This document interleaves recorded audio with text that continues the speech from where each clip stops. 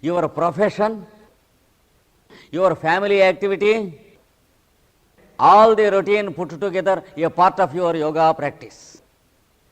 Unless you do this, there is no use of yoga practice at all. Unless you make a total surrender of what all you have to the Lord, your time is a sheer waste if you practice yoga for 1 hour or half an hour. So, when you do this in such a way, the last 4 steps, that is contemplation, meditation and attainment, along with the previous few states, they occur gradually simultaneously. And especially the 3 last states, 6th, 7th and 8th, that is contemplation, meditation and attainment, they 3 begin to exist simultaneously with you. Then your consciousness is called a simultaneous consciousness, that is simultaneous existence of consciousness in all the planes of your existence. That is what is called samyama by Patanjali. The definition is, when the 3 states exist simultaneously, it is called samyama. Then the goal of our life is achieved, because it is this experience that we call life. Life is to taste this experience, and here ends the practice of yoga.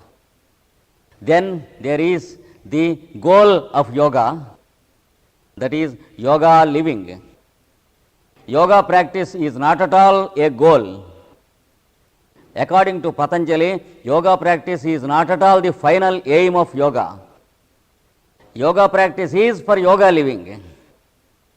Now he prescribes us how to live with yoga. Apply these states to whatever work you do. Let it be in your office or in your house. Let it be in a railway train or an aeroplane. It is only the Lord who exists, and in Him everything exists. And you can walk on the streets where there is a big rush and traffic without any accident being committed. But at the same time, you are seeing only the Lord and not the motor cars and the traffic. When you are talking to anyone, you are talking to the Lord. When others are talking to you, they think that they are talking to you, but you will receive your own message through their talk. Let it be a boy or a grown-up man. Let it be an educated man or a fool. He is not a fool to you, he may be a fool to others. Whatever he speak may be having his own meaning, but whatever you receive is your own program received from the Lord. Every hour, every minute, you are receiving programs directly from the Lord.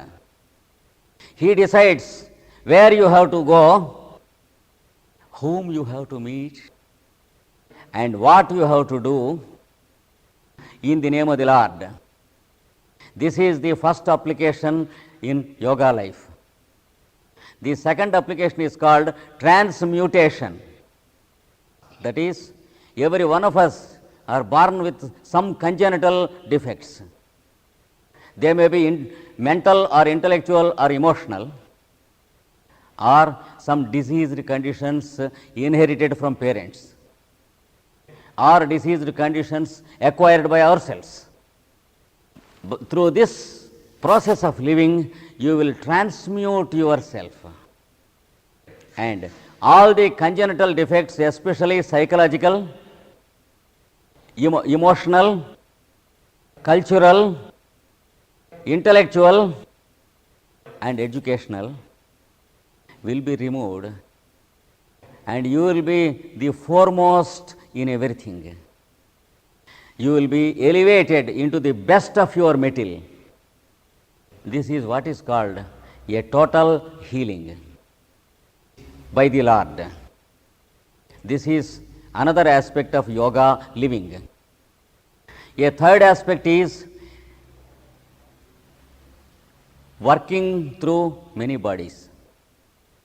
You can work through many physical bodies existing at different places at the same time for the benefit of humanity. It is not a miracle. It is not a miracle, but you will do it. How? You can make the same transformation to anyone who is with you.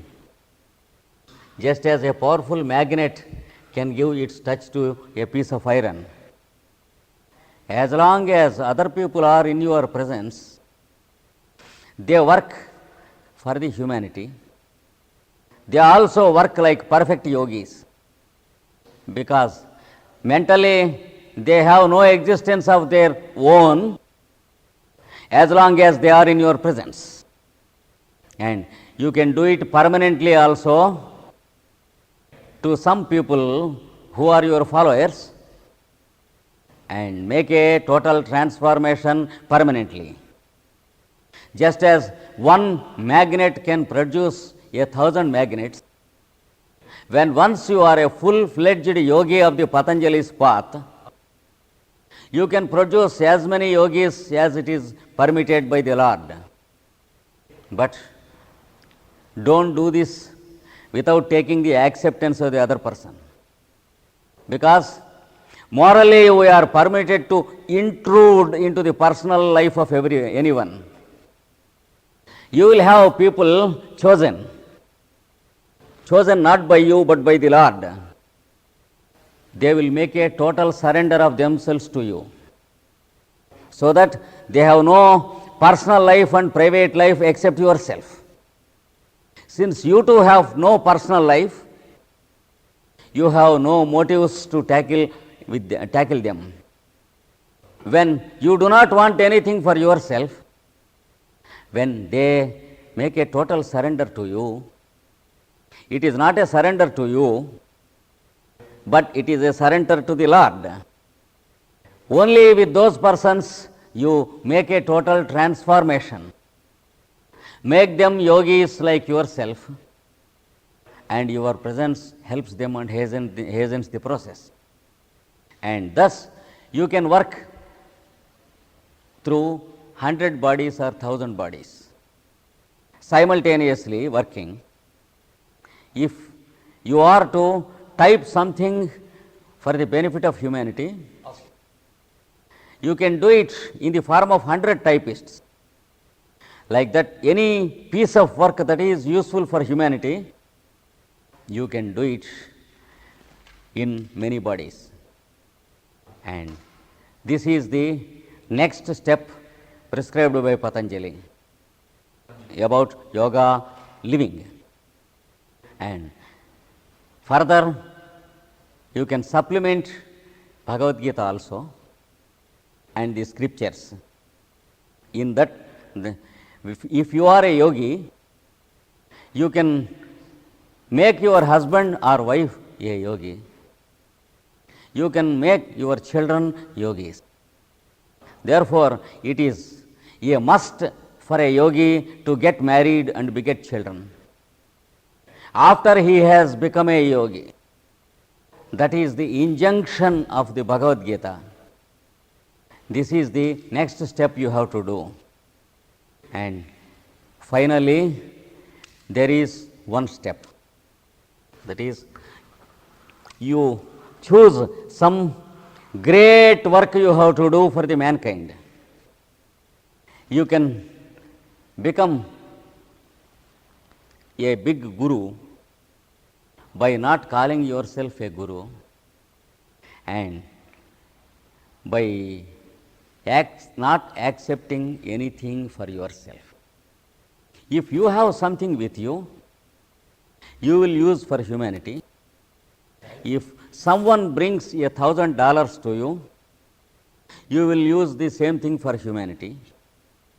Until you come to that stage, you cannot choose a big work for yourself. For example, you can make a big ashram where you can create yogis, or you can go into the radio and television and organize schools where people are systematically trained. You can go into the government and make necessary changes in your administration. You can go into the educational department and make your own reforms in education.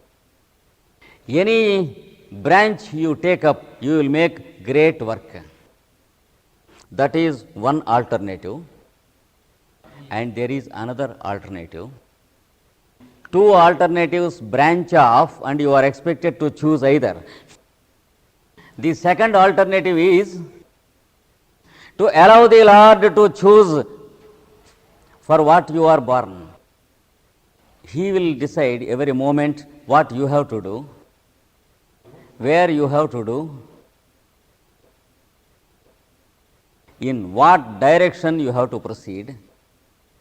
That is, giving yourself up totally to the Lord consciousness. You can select, you can choose either of the alternatives. The first is you make your own grand program for the universe. The second is you allow the Lord to do something through you. In the first case, if you choose the first alternative, you will be held responsible for your actions, and you will have the burden of any faults you commit. And sometimes you may be once again out of the consciousness of a yogi by your own faults, so that you may follow the same path of yoga practice after some time. But if you choose the second alternative, the whole responsibility lies with the Lord. There is no mistake that you can commit. There is no mischief that you can do. There is no wrong choice you will do. Every moment of your life is only the light of Lord. And if you choose the second alternative, a great presentation is done to you. That is what Patanjali calls the overclouding. Clouding. That is covering. You will be covered. You will be covered. You will be clouded. Something clouds you and conceals you. What is that? It is called the law, the universal law. That is, you will stop doing anything and the law acts through you. The law speaks through you.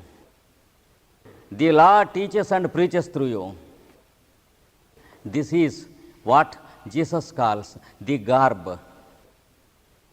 The garb, the coat given by God to man. The cover. Yes, the garb. And what he calls the cover under which you have to meditate the Lord. We see some people having a cloth on the head to meditate the Lord. It's not the cloth, but it is the presence of the Lord as a cloud upon us. That is what he means when he says, "My Father in heaven speaks through me." This is the last and final step of yoga living. This is the aim, this is the goal, and this is the purpose of yoga, according to Patanjali. In short, this is the syllabus of Patanjali's yoga practice. And I am very happy in the midst of the Lord in the form of all of you. And I thank the Lord once again in the form of all of you for giving this opportunity this evening to me.